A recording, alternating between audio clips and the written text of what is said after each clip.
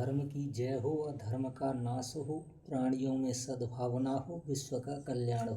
गौ माता की जय हो।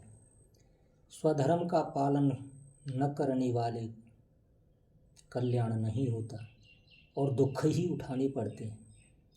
तो बड़ी रोचक कथा है श्रीमद् भागवत के महात्म्य में। एक ब्राह्मण थे आत्मदेव, उनकी पत्नी थी धुंधुली। अब धुंधुली के संतान नहीं थी कोई, तो ब्राह्मण देवता एक ऋषि से फल लेकर के आए और कहा, पत्नी को दे दिया, कैसे खा लो और आपके लड़का हो जाएगा, पुत्र होगा। अब वो धुंधुली कभी भी अपने पति की बात मानती ही नहीं थी। वो बात मानती थी अपनी बहन की। अब उसने अपने मन की बात बताती ही नहीं थी पति को, पूरी बात तो बताती थी बहनों को। अब पति तो चले गए, उन्होंने पूछा फल खा लिया? कहाँ खा लिया, झूठ बोल दिया। वो झूठ बोलती ही थी पति से। अब उसने अपनी बहन आई उसकी, टेलीफोन तो जब थे नहीं कि टेलीफोन से तुरंत सूचना कर दे। उसने बताया कि पुत्र के लिए फल लाए थे हमारे ये पंडित जी। अब ये तो मैं कह रहा हूँ पंडित जी, वो कहाँ कहेगी जो पति से झूठ ही बोल रही है। और वो फल मैंने खाया नहीं, वो मैंने कह दिया कि खा लिया, झूठे को पागल बना देती।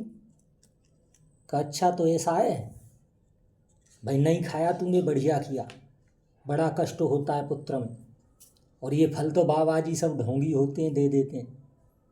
ऐसा कर, फल का भी परीक्षण कर लेंगे, इसे तो गाय खिला दे, और मेरे गर्भ में जो बच्चा है पर वो पति से बात करनी पड़ेगी। बहन कह रही है, उससे तो पति से छिपाव करवा के पूछ रही है, और उसमें कह रही है कि मैं पति से पूछूंगी। वो धन पे राजी है जाएंगे, ये बात जरूर है, तू धन दे दियो और चुपचाप चलना पड़ जाए पति है तेरे। बोली बिल्कुल, पति है कैसे चल पड़ जाएगी, और तू ढोंग बना कि मेरे गर्भ में पुत्र है, और मैं बात करके तुम्हें पूरी बात अभी सूचना करके बताऊं। बोले ठीक है, बात राजी है गई। वो पति ते जाके कह दी।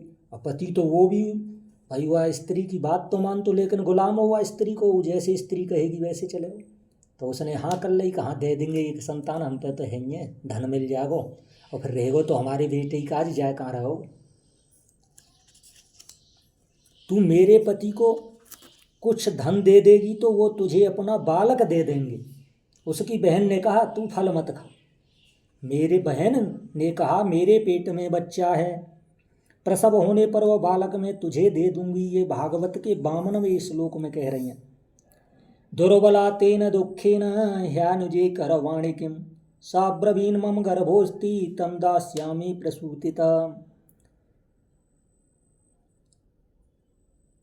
तब तक तू गर्भवती के समान घर में गुप्त रूप से सुख से रहे, और तू मेरे पति को कुछ धन दे देगी तो वो तुझे अपने बालक दे देंगे। हम ऐसी युक्ति करेंगी कि जिसमें सब लोग यही कहें कि इसका बालक 6 महीने का होकर मर गया। मैं अपने गांव में हल्ला मचा दूंगी कि मेरा बच्चा मरेगो, और चुपचाप तेरे पास पहुंचा दूंगी। तू इस समय इसकी जांच करने के लिए यह फल गौ को खिला दे। ब्राह्मणी ने स्त्री स्वभाव बस जो जो उसकी बहन ने कहा, क्योंकि बहन की ही बात मानती थी, पति से झूठ बोलना ही है, वही करती रही।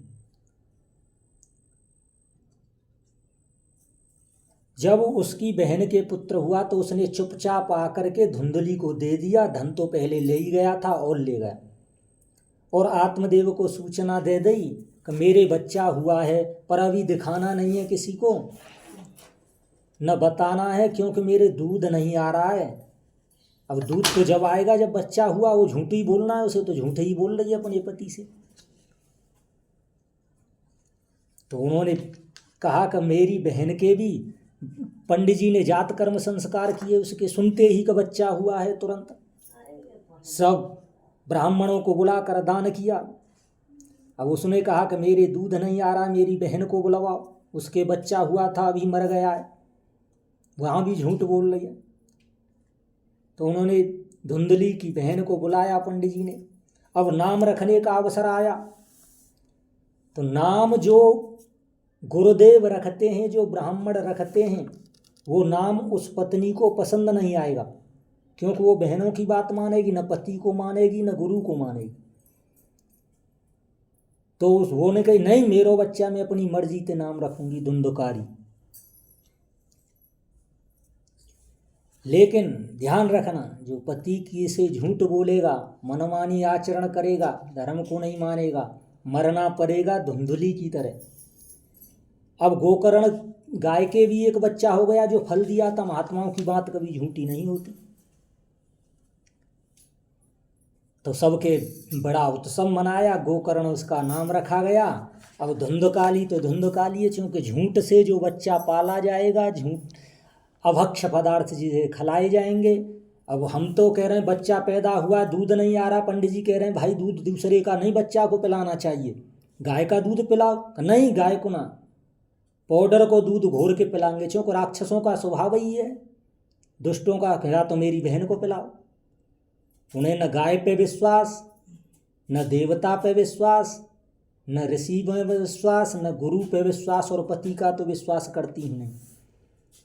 पति को तो हर वक्त झूठ ही बोलती हैं, अभक्ष पदार्थ खाती हैं। उन्हें गोदूध,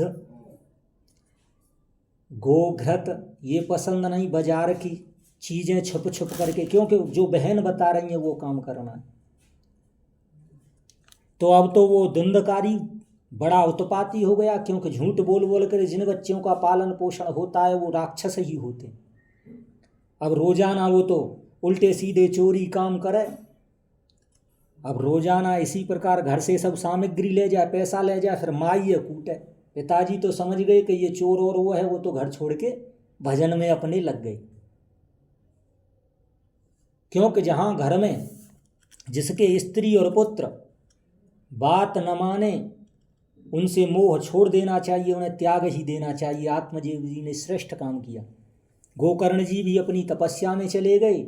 अब धुंधली रह गई, रोज कुटाई होगा कि धुंधकारी रोज कुटाई करे। अंत में उस धुंधली को